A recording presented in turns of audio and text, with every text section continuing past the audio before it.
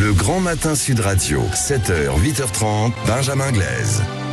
7h54 sur Sud Radio, Laurie Leclerc, vous nous avez rejoint. Pourquoi ? Parce que Guy Carlier est là. 7h53, un petit mot sur son sujet. Et avec des joies toutes simples aujourd'hui pour Guy, par exemple, ce 2 juillet, eh bien, rien que cette date, ça suffit à rendre Guy heureux. Il va nous partager son bonheur. Bonjour Guy.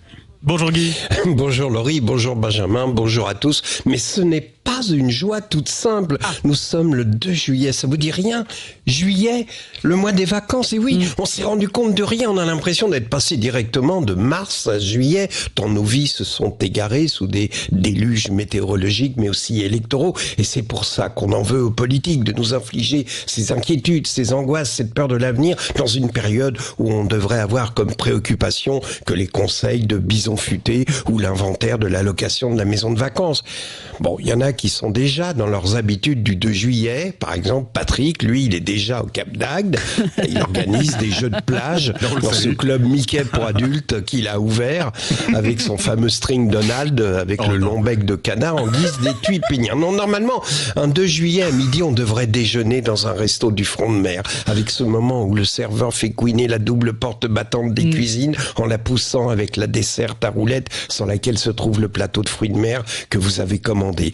Puis dans l'après-midi d'un 2 juillet, on fait des balades digestives sur les ports de tourisme en regardant les riches sur le pont arrière des bateaux avec des glaïeuls dans des vases en cristal. Ça sent l'ennui, le fric facile et l'évasion fiscale. De l'autre côté du quai, des boutiques de souvenirs vendent des jouets de plage en plastique, des chromos avec l'écume argentée des vagues et des bols en faïence avec le prénom écrit en bleu.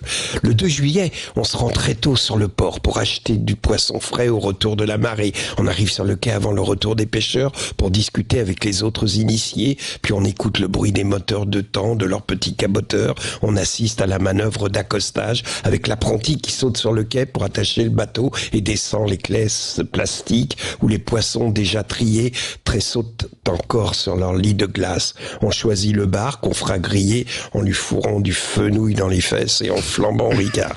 Le 2 juillet, on devrait se trouver dans la lumière du golfe du Morbihan ou de la baie de Somme ou en Andalousie. Pas du côté de Marbella ou du Bling Bling, mais entre Murcia et Almeria, dans un village de décor de western avec le bar à tapas et le serveur en maillot du Betis de Séville.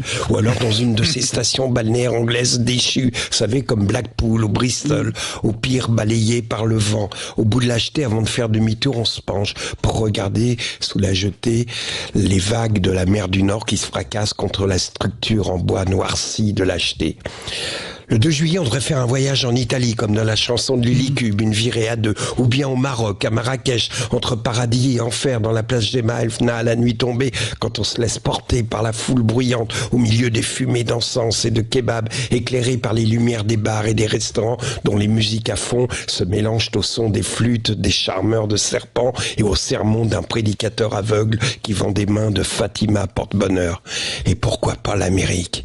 Un 2 juillet, s'asseoir à New York sur le banc d'affiche de Manhattan de Woody Allen, dîner un soir d'été au pied du Brooklyn Bridge en regardant le pont dessiné par les guirlandes lumineuses.